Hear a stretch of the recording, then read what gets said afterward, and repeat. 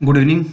और आज डेट है 10/1/2023। जो मणिकांत सर का आज लेक्चर क्लास जो ये 13 हुआ है। जो आज सर बताए हैं, मतलब डलहौजी का जो डलहौजी का जो 1848 से 1856 तक जो चला था। उसमें हम देख सकते हैं युद्ध एवं बल प्रयोग द्वारा पंजाब का विलय किया था 1849 में। और इसमें जब फिर पंजाब का विलय हुआ था 1849 में। और उसके बाद द्वितीय आंग्ल सिख युद्ध हुआ। फिर उसके बाद डलहौजी का डल लॉर्ड डलहौजी का दो मतलब नीति था। एक युद्ध युद्ध युद्ध एवं बल प्रयोग के द्वारा, और एक विचारधारक द्वारा, जिसमें व्यापकगत का सिद्धांत और कुशासन का अवधारणा, कुशासन कुशासन का अवधारणा। फिर वही सब बताएं, बेसिकली यही सब बताएं। और सर का हमेशा एक ही कहना है कि you have thinking creature, you have thinking creature, मतलब सोचने का परिवर्तन मतलब जानने के लिए सर एक ही बात पर जोड़ देते हैं हमेशा कि सोचो, सोचेगा तभी कोई उपाय है। तो सर यही सब बताएं। और आप आगे बताएं। जो हम पीडीएफ से रिवीजन करेंगे, जो देखते हैं क्या क्या होता है।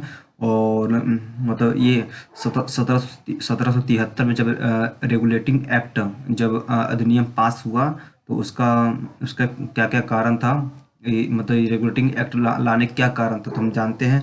ब्रिटिश समाज के प्रभावी नई वर्ग, जो ब्रिटिश साम्राज्य का जो नया वर्ग जो ब्रिटिश में पनप रहा था, वो मतलब जो नई व्यापारिक कंपनी को क्या किया, एक अधिकार विरोध करने लगा। मतलब जो जो औद्योगिकरण के जो व्यापारी थे, वो मतलब क्या किया, मतलब विरोध करने लगा नई नई कंपनी व्यापारी को। उसका मानना था कि भारत में प्राप्त आर्थिक लाभ उन्हें भी हिस्सा मिला। मतलब जो कंपनी मतलब व्यापार कर रही थी, जो अमीर बन रहे थे कंपनी के अधिकारी अधिकारी लोग, वो उससे उससे ही उद्योगपति के लोग भी मतलब नाराज थे, क्योंकि उस मतलब कंपनी की तरफ से भी हिस्सा मिले इसको। ब्रिटेन में मुक्त व्यापार के समर्थन कंपनी का अधिकार विरोध कर रहे थे। जो समर्थन थे, मतलब एक तरफा मतलब विरोध कर रहे थे। भारत से लाए गए नए धन ब्रिटिश राजनीतिक जीवन में भी भ्रष्टाचार के बल, जब जो इंडिया से जो व्यापार कर रहा था ब्रिटिश इंडिया कंपनी, जो वहां से धन ला रहा था, जो ब्रिटेन में भी उसका सही से उपयोग नहीं हो रहा था उस धन का, उस मतलब राशि का, उस पैसा का मतलब सही तरीका से यूज नहीं, मतलब सही तरीका से यूज नहीं हो रहा था। जिससे जब जिससे मतलब जो जब वोट पड़ता है, तो क्या हुआ, उससे मतलब सीट खरीद लिया गया उस पैसा से। मतलब एक दूसरा पार्टी उस पैसा से खरीद ले, मतलब सीट कब कौन खरीद सकता है। बेसिकली जो ब्रिटिश इंडिया कंपनी जो आ रहा था पैसा लेकर, वही खरीद सकता है ना। तो वही पैसा, उस पैसा से वो अपना क्या क्या सीट खरीद लिया। राजनीतिक में भी प्रभाव डाला। फिर 1772 में जब ब्रिटिश इंडिया कंपनी ने अपना ब्रिटिश संसद में वो क्या किया कि मतलब एक लोन पास करवाने की कोशिश किया, क्योंकि लोन पास करवाने में कहा गया कि ब्रिटिश कंपनी कहा कि कंपनी घाटे में चल रहा है, जिसके कारण मुझे कंपनी चलाने के लिए मुझे ब्रिटिश संसद से लोन चाहिए। तो लेकिन ब्रिटिश संसद भी वो सोचा कि जब ब्रिटिश कंपनी के अधिकारी इतने अमीर हैं, तो ये कंपनी कैसे घाटे में चल सकती है।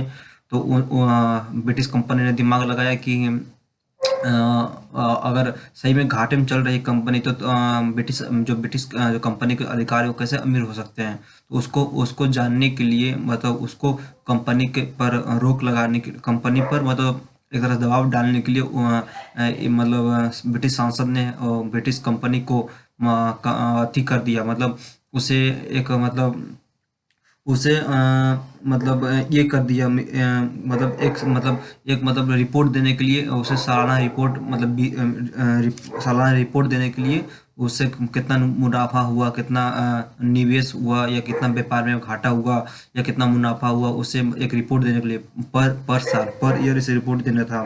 कंपनी का अधिकारी कैसे हो सकते हैं। तो मतलब अधिकारी धनी कैसे हो सकते हैं। तो इस अधिनियम के माध्यम से ब्रिटिश मतलब फिर मतलब जब ऐसे से बात हुआ कंपनी और ब्रिटिश सांसद में, तो ऐसा से बात में तो ब्रिटिश सांसद ने एक क्या किया, एक अधिनियम पास किया जो जो जो 1773 में रेगुलेटिंग एक्ट पास किया। फिर हम देखते हैं इस अधिनियम में क्या प्रभाव था। ब्रिटिश संसद ने पहली बार कंपनी मतलब ये मतलब 1773 में कंपनी कंपनी के विरुद्ध ब्रिटिश संसद ने एक पहली बार हस्तक्षेप किया, मतलब दबाव डाला, मतलब डायरेक्ट पूछ मतलब उस पर कार्रवाई कर दिया, मतलब कार्रवाई कर दिया उस पर। ब्रिटिश संसद करते कार्रवाई किस पर, कंपनी पर। कार्रवाई करने के बाद उसने ब्रिटिश संसद ने प्रत्येक वर्ष वो कंपनी से वित्तीय, आर्थिक और सैनिक विवरण, मतलब इस समय क्या क्या मतलब बदलाव होता है, क्या मुनाफा होता है, क्या लॉस होता है, उसका हर एक रिपोर्ट चाहिए भी पर साल, हर एक साल उसे ब्रिटिश संसद को रिपोर्ट चाहिए। लंदन में डायरेक्टर के जो लंदन के पहले लंदन में डायरेक्टर की संख्या 18 था, अब क्या किया ब्रिटिश संसद ने ये रेगुलेटिंग एक्ट लाने के बाद उसे कर दिया 24 कर दिया। फिर जो बंगाल में पहले गवर्नर थे गवर्नर थे, अब उसे वहाँ पर अब एक नया मतलब जनरल गवर्नर को भेज मतलब ब्रिटिश संसद फैसला करके नया जनरल गवर्नर को भेज दिया वहाँ लगा दिया। अब फिर वही जनरल गवर्नर का अधिकार भी था मुंबई, अब मद्रास में भी अधिकारियों को भी मतलब अधिकार दे दिया कि तुम यहाँ मद्रास में भी कंट्रोल करो और यहाँ मुंबई में भी कंट्रोल करो तुम। फिर एक जनरल गवर्नर की सहायता के लिए 4 सदस्यीय परिषद गठन किया गया, जो मतलब गठन किया गया मतलब जनरल गवर्नर के लिए वो मतलब एक 4 सदस्यीय जो होता है उसके लिए गठन किया गया। फिर इसी मतभेद में एक जनरल गवर्नर के नियंत्रण मत देने का अधिकार, मतलब अब उसे फैसला लेने का अधिकार था जनरल गवर्नर को।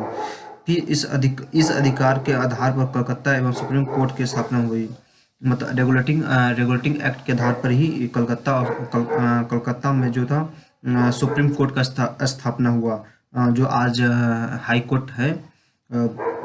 इस कोर्ट का आधिकारिकता कोलकाता तक ही सीमित था, मतलब केवल कोलकाता के ही उसमें मतलब कानून मतलब उसमें नया नया होता था। फिर इसके बाद रेगुलेटिंग एक्ट के बाद जो पिट्स इंडिया एक्ट आया 1884 में।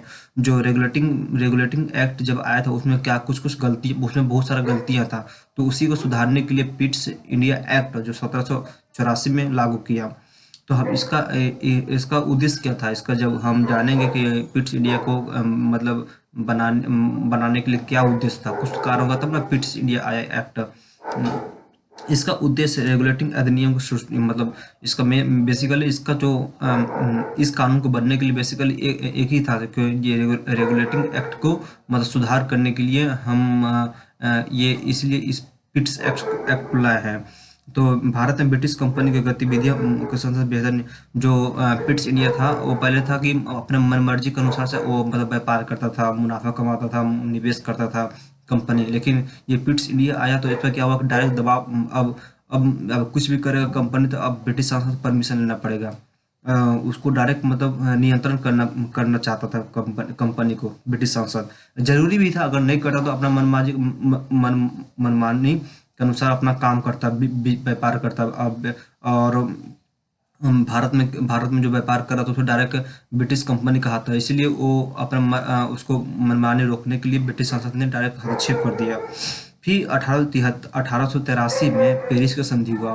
पेरिस का संधि क्यों हुआ, क्योंकि ब्रिटिश ने अमेरिका पर भी कब्जा किया था।